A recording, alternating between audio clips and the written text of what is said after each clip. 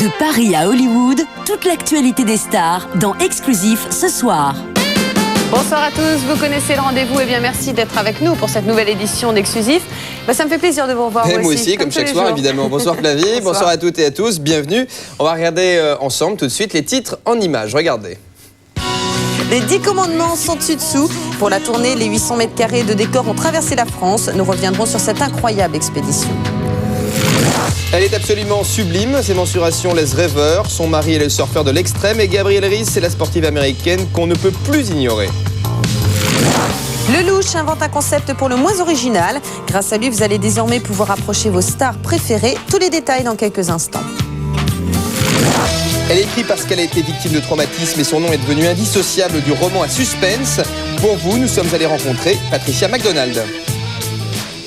Avant-hier soir se déroulait à Londres la cérémonie des Brit Awards. Ce sont les victoires de la musique anglaise. Et c'est Sonic, la chanteuse de I Feel So Good, vendue à 250 000 exemplaires, et de Sky, vendue à 170 000 exemplaires en France, qui a raflé le Brit Award de la meilleure chanteuse de l'année. Voilà, mais ce qu'il faut savoir quand même, c'est que Sonic est avant tout une des très rares femmes DJ au monde. Elle a toujours travaillé dans le domaine de la musique. Souvenez-vous, en 1988, le premier groupe techno à percer s'appelait S-Express, avec le tube d'ailleurs du même nom. Sonic en faisait déjà partie. Donc. Alors son album aujourd'hui s'intitule Hear My Cry. Le 3e single vient de sortir, I Put a Spell on You, un titre qui vous dit quelque chose. Bien sûr. Évidemment, et oui, c'est la reprise d'un slow ravageur de Scream J. Hawkins qui date de 1956. Au lendemain de sa consécration à Londres, Stéphanie Tress nous permet de mieux connaître cette diva des platines.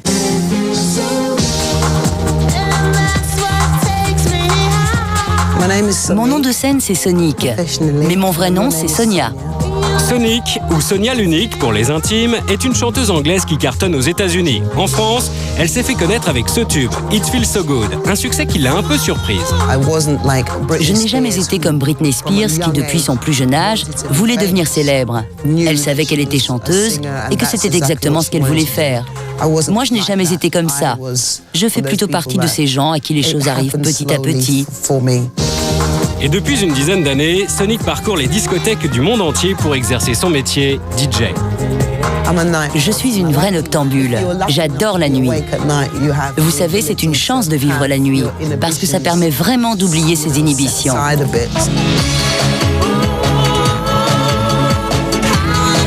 Débarrassé de ses inhibitions, Sonic a trouvé la force de s'imposer dans ce monde très masculin des DJ. Le conseil que je donne à toutes les femmes est le suivant. Peu importe que vous soyez une femme, ce qui compte avant tout, c'est de bien faire votre boulot. Dans son dernier clip, dont voici les premières images en exclusivité, Sonic adopte, comme à son habitude, un look très androgyne. Je me suis coupé les cheveux parce que je ne supportais pas le genre de mec qui me sifflait dans la rue. C'était un acte de révolte qui a finalement eu pour conséquence de tourner à mon avantage. Vous savez, mon look n'est pas quelque chose de calculé. Je suis musclée parce que j'ai pratiqué des sports à haut niveau en tant qu'athlète et je suis juste moi-même. Toujours en effervescence, l'anglaise bondissante travaille déjà à son prochain album et assure en même temps la promotion du premier, ce qui lui laisse peu de temps pour elle. Je n'ai aucune vie privée. J'aimerais bien en avoir une. Mais dans l'état actuel des choses, il n'y a plus de place pour une vie privée. Je cours de ville en ville. C'est presque comme un ouragan. Succès aidant, on espère revoir prochainement Sonic en France. Mais la prochaine fois, il faudra la prendre par les sentiments. C'est la 3e fois que je viens en France et à chaque fois, personne ne m'invite à sortir.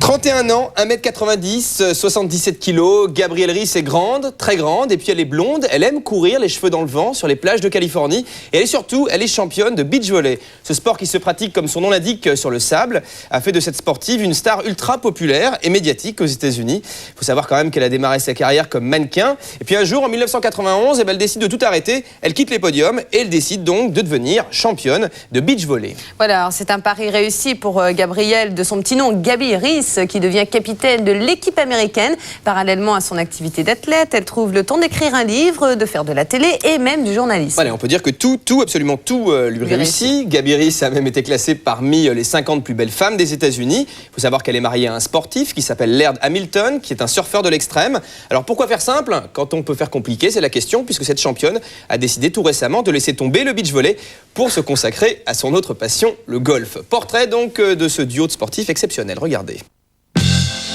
À 31 ans, après 5 années passées à la tête de l'équipe américaine de beach volley, Gabrielle Reese se lance un nouveau défi, poser nue dans un magazine de charme. J'étais étonnée que des photos d'une telle simplicité intéressent ce type de revue. Vous savez, je ne porte ni porte-jartel, ni dessous affriolant. C'est donc en toute simplicité que Gaby Reese dévoile son corps de rêve, sculpté au prix d'innombrables heures d'entraînement. De quoi réconcilier sport et sensualité. Pour certaines femmes, poser dans le plus simple appareil relèverait du cauchemar.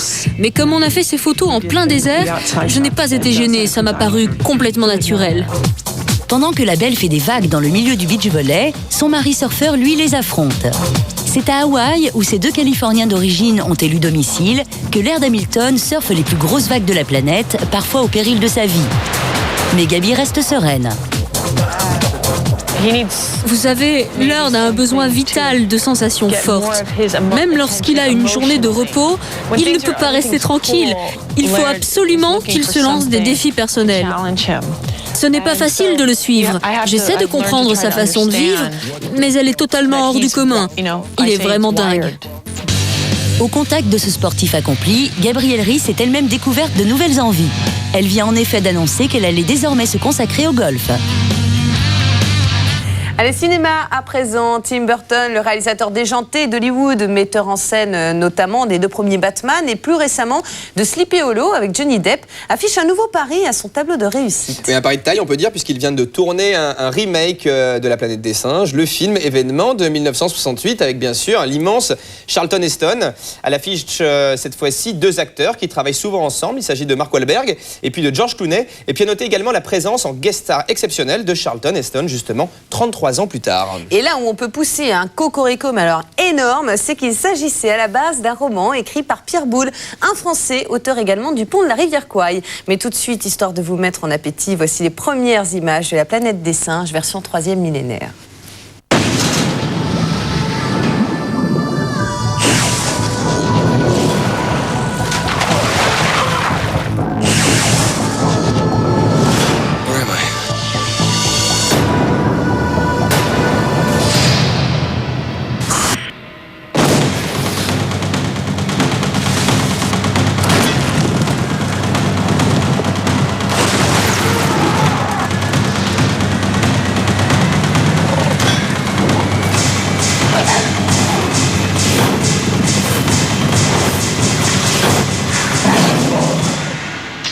Your head. I think it's fair to call this hostile territory. Voilà donc pour les premières images de La Planète des Singes, signé Tim Burton. Dans un petit instant, on partira à la rencontre de l'auteur à succès Patricia McDonald, auteur de Polar, qui fait un carton en France. Et puis Ness reviendra en toute fin d'émission sur les looks les plus glamour des stars à la dernière cérémonie des Grammy Awards.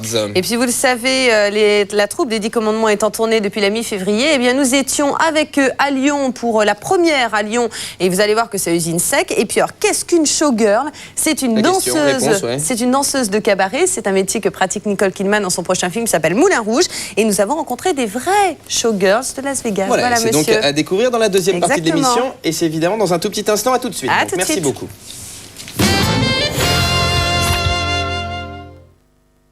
De Paris à Hollywood, toute l'actualité des stars dans Exclusif ce soir. Mercredi 28 février. Bon anniversaire aujourd'hui à Jeanne Mas, qui n'est plus du tout en rouge et noir. Et bon anniversaire également à John Turturro. Voilà, deuxième partie de l'émission. Merci beaucoup si vous venez tout juste de nous retrouver. Dans un petit instant, on partira à la rencontre de l'auteur américain Patricia McDonald, auteur de Polar, qui marche très très fort chez nous et qui était récemment en France pour présenter son dernier roman. Et puis Ness vous en dira plus en toute fin d'émission sur les looks les plus glamour, sur les looks les plus tendances des stars à la dernière cérémonie des Grammy Awards, mais également à la dernière cérémonie des Césars. Et puis alors que Nicole Kidman s'apprête à jouer une danseuse de cabaret dans le film Moulin Rouge, nous sommes partis à la rencontre de vrais Showgirls. Vous verrez donc dans un petit instant à quoi elle ressemble. C'est pas mal du tout.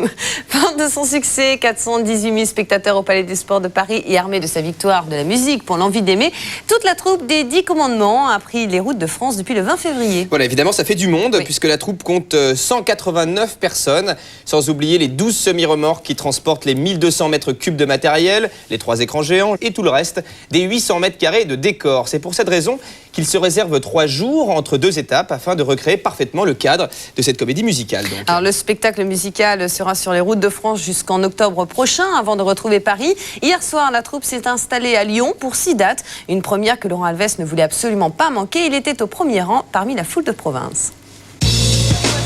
C'est un train pas comme les autres qui est arrivé à Lyon hier midi. Pour transporter toute la troupe des 10 commandements, 2 wagons entiers étaient spécialement réquisitionnés.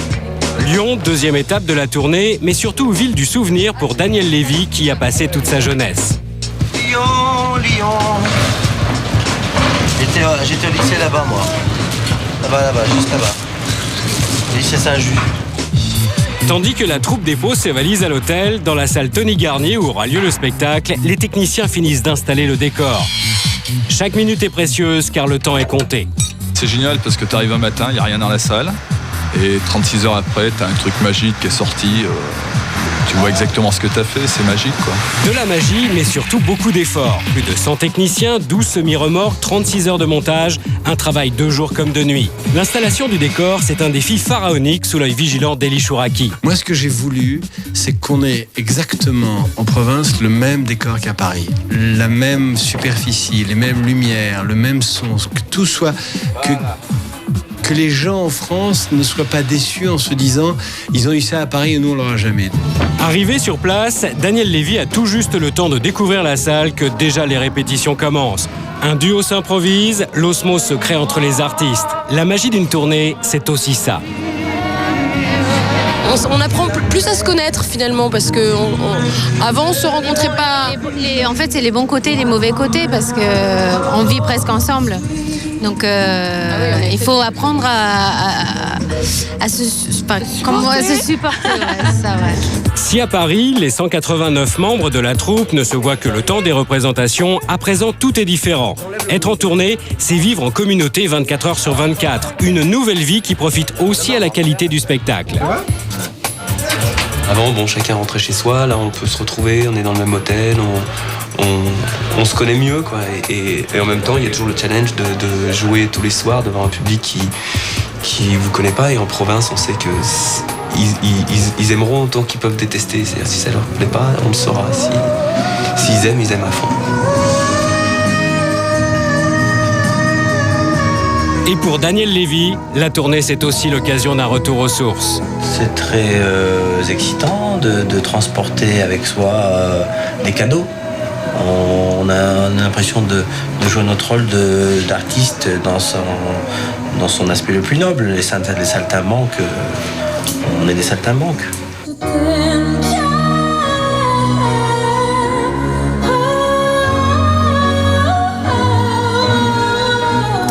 Et puis actuellement 3e des ventes en librairie, Patricia McDonald est décidément un des écrivains préférés des Français. Auteur de polars à succès, elle a réussi à s'imposer aux côtés de ses consoeurs, Mary Higgins Clark ou encore Patricia Highsmith. Ces 8 romans sont tous devenus des best-sellers en France. La double mort de Linda, Une femme sous surveillance et tout dernièrement Dernier refuge ont même été publiés chez nous avant de l'être chez elle aux États-Unis. Oui, et si Mary Higgins Clark situe toujours ses aventures dans des milieux, on va dire, très riches, Patricia McDonald, quant à elle, s'intéresse plutôt à des modes de vie beaucoup plus simples. Voilà, il faut savoir que Patricia McDonald adore la France et ses lecteurs le lui rendent plutôt bien. C'est donc à Paris que Jenny Godula, pour Exclusif, est partie à la rencontre de la romancière et a mené l'enquête pour comprendre son succès chez nous. Je suis le détective Jenny Godula et aujourd'hui, mon enquête m'a amené à celle qu'on appelle la nouvelle Mary Higgins Clark. Son nom, Patricia McDonald. Ancienne journaliste, Patricia McDonald a de nombreux points communs avec Mary Higgins Clark. Comme elle, cet écrivain est originaire de l'Est des États-Unis. J'ai suivi sa trace et ça ne fait aucun doute. En fait, je l'ai rencontrée à l'époque où je travaillais sur mon premier roman. Elle m'a donné des conseils, c'était lors d'un cocktail. Je les ai suivis et je me suis dit, cette femme, elle sait ce qu'elle fait. Et c'est avec Agatha Christie que les femmes ont commencé à s'imposer dans l'univers du roman à suspense. On suivi Patricia Cornwell, Ruth Rendell ou encore Patricia Highsmith et avec elle leur best-seller. Les femmes qui écrivent ce genre de livres sont celles qui, une fois dans leur vie, ont été victimes d'un traumatisme. Il semble que c'est ça qui pousse à écrire, car ces livres parlent de femmes confrontées à des situations effrayantes. Je sais que pour Marie, qui a vécu la mort de son premier mari, ça a été le cas. Quant à moi, mon père est mort quand j'étais très jeune et ça a bouleversé ma vie. Traduit en 13 langues, c'est en France que les romans de Patricia MacDonald sont le plus célèbres. Ainsi, avant de paraître aux États-Unis, ils sont d'abord édités chez nous. En signe de gratitude, l'auteur a donc appris le français qu'elle parle aujourd'hui couramment. Quand on m'a dit que j'allais visiter la France pour faire la publicité, j'ai demandé d'une amie qui est française de m'aider et elle m'a aidé beaucoup. Oh, yo, bonjour. Ça va? Son premier livre, Dans la maison, a dû faire 20 000 exemplaires, le second 30 000, le troisième, etc., etc. Et maintenant, depuis plusieurs livres, nous vendons autour de 100 000 exemplaires. Pourquoi vos livres plaisent-ils autant en France ? Je pense que les Français font preuve de respect et d'intérêt pour tout ce qui touche la vie quotidienne. Ils s'intéressent aux choses normales, celles qui arrivent aux gens normaux. Mais aux États-Unis, ce n'est pas le cas. Un intérêt que les libraires parisiens ont aussi manifesté lors de la fête donnée par sa maison d'édition pour son 8e roman. La nouveauté, là, on l'a reçue il y a quelques jours et ça démarre très fort déjà. Mary Higgins Clark fait du beaucoup plus facile, beaucoup plus grand public. Les ouvrages de Patricia MacDonald sont beaucoup plus fouillés, beaucoup plus intéressants. De beaux témoignages de reconnaissance pour celle qui, au terme de cette journée surchargée, a soufflé ses 52 bougies. Décidément, Julia Roberts et Catherine Zeta-Jones aiment faire la fête et faire la fête ensemble. Pour célébrer le dernier jour de tournage d'America Swisher, les deux comédiennes se sont plongées toutes nues dans le jacuzzi de leur hôtel. Alertées par les cris et les éclats de rire, les personnes chargées de la sécurité les ont donc priées de faire un petit peu moins de bruit. Julia Roberts et Catherine Zeta-Jones se sont donc allées terminer leur soirée autour d'un piano en interprétant langoureusement des chansons des Beatles. C'est ça d'être une star. Hein. Voilà, on enchaîne tout de suite avec le Star News. Pendant le tournage de L'échange, Meg Ryan a quitté son mari Dennis Quaid pour son partenaire à l'écran Russell Crowe. Le tapage médiatique autour de leur couple aurait fait une mauvaise publicité au film, selon son réalisateur, qui justifie ainsi l'échec de L'échange au box-office américain. Ce scandale n'a pas influencé le tournage du film, mais il a certainement desservi ses chances lors de sa sortie. La réaction de Russell Crowe est cinglante. Il a jugé cette déclaration impolie et imbécile. Arnold Schwarzenegger à l'honneur. Il vient d'être nommé champion du monde du box-office par l'industrie cinématographique américaine. Je remercie mon épouse qui est à la maison et couche les enfants. C'est une femme d'intérieur merveilleuse et moi, je crois que je suis un excellent compagnon. Julia Roberts en célibataire et Brad Pitt, accompagné de son épouse Jennifer Aniston, ont fait sensation dimanche soir à Los Angeles lors de l'avant-première du film Le Mexicain. Un événement de taille puisque les deux acteurs les plus glamour d'Hollywood sont réunis pour la première fois à l'écran. On y découvre d'ailleurs un Brad Pitt plus comique que jamais. Il était grand temps que je me lâche un peu. Vous êtes aussi drôle au quotidien ? Pas vraiment, non. Si Le Mexicain a définitivement scellé leur amitié, Julia Roberts et Brad Pitt s'apprécient depuis des années. Comment était Brad la première fois que vous l'avez vu ? Adorable, comme toujours. Comment vous avez trouvé Julia lors de votre première rencontre ? Pétillante.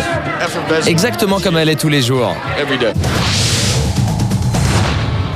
Et on parle maintenant du metteur en scène Claude Lelouch qui lance une nouvelle formule de spectacle dont la première a eu lieu lundi soir. Les soirées ciné-théâtre, c'est le nom de cette opération qui a pour but, comme son nom l'indique, de proposer aux spectateurs une pièce de théâtre inédite, suivie d'une rencontre avec les comédiens autour d'un verre, et puis juste après, un grand film surprise. Alors surprise parce que l'originalité de cette soirée, c'est qu'on ne connaît pas à l'avance le film qui sera projeté. Lelouch a eu l'idée de marier cinéma et théâtre, car ce qu'il aime, c'est aller au théâtre puis au cinéma dans la même soirée. Eh oui. Alors Julien Israël était sur place lundi soir à Paris, au ciné-théâtre très amieux, très cosy, pour découvrir ce nouveau concept original de spectacle. Cinéma et théâtre sont-ils incompatibles ? À cette question, Claude Lelouch a répondu non sans hésiter.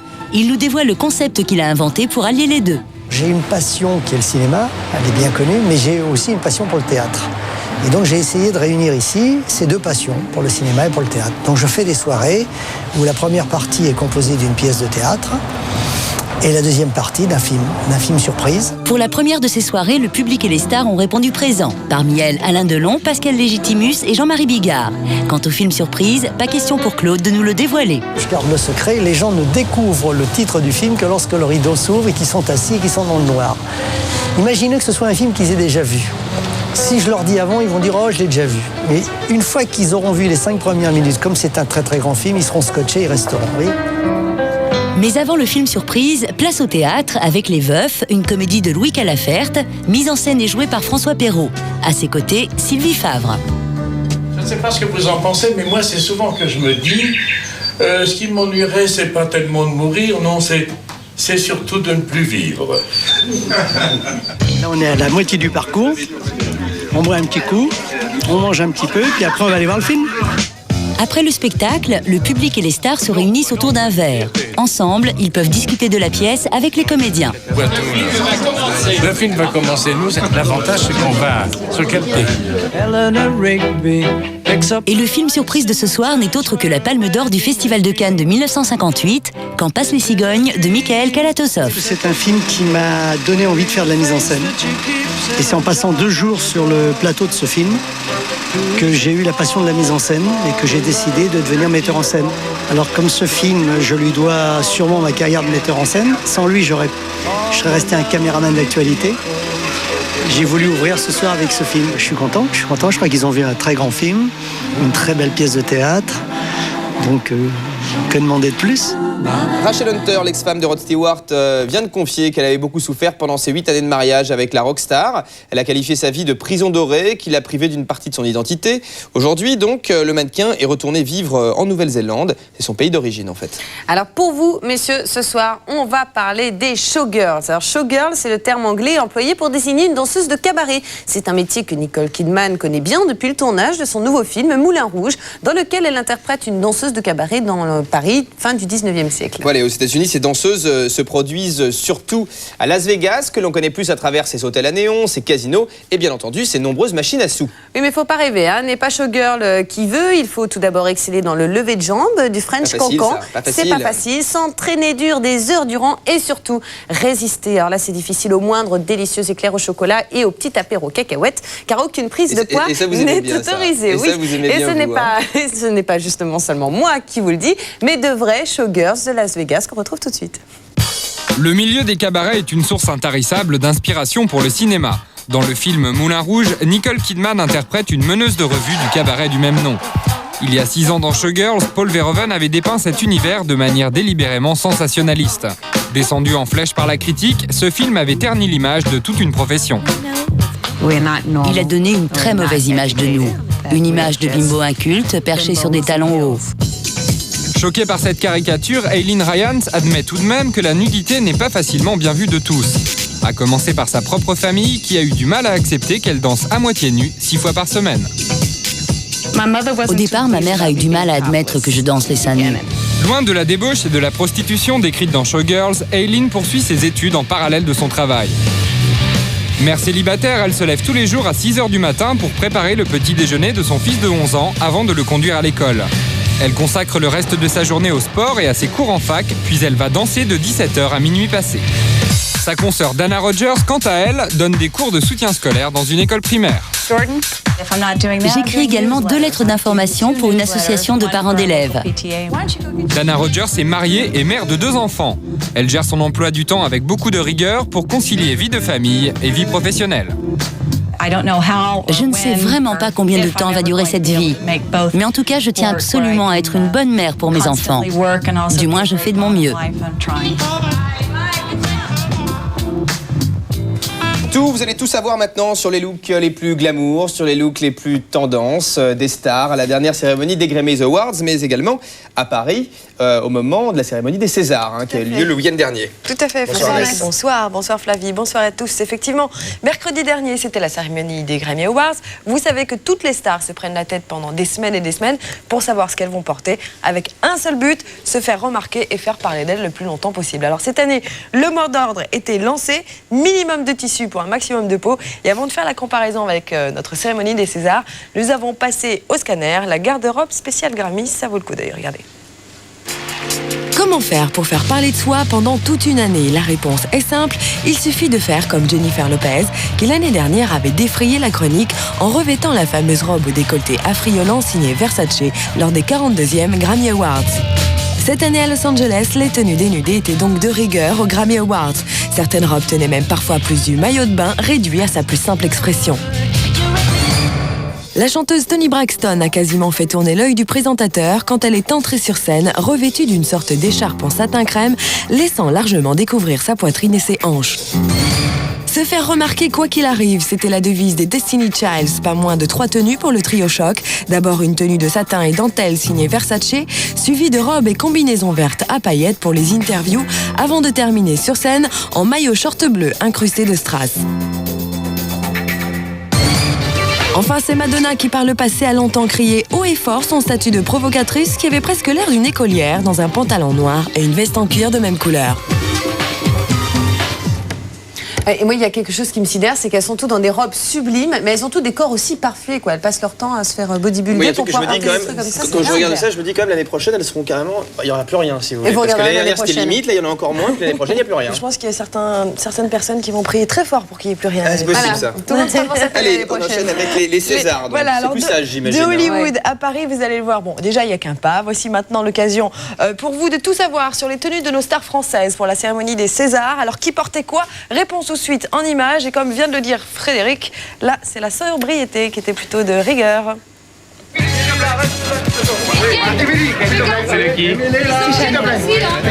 Fourreau en satin noir pour Jane Birkin, signé Thierry Mugler, alors que Monica Bellucci est arrivée dans un fourreau lacé gris signé Christian Dior. Julie, qu'est-ce que vous avez dit? Jean-Paul Gaultier. Chanel.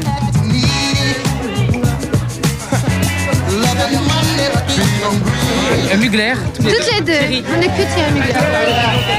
C'est Christian Lacroix qui l'a faite pour moi.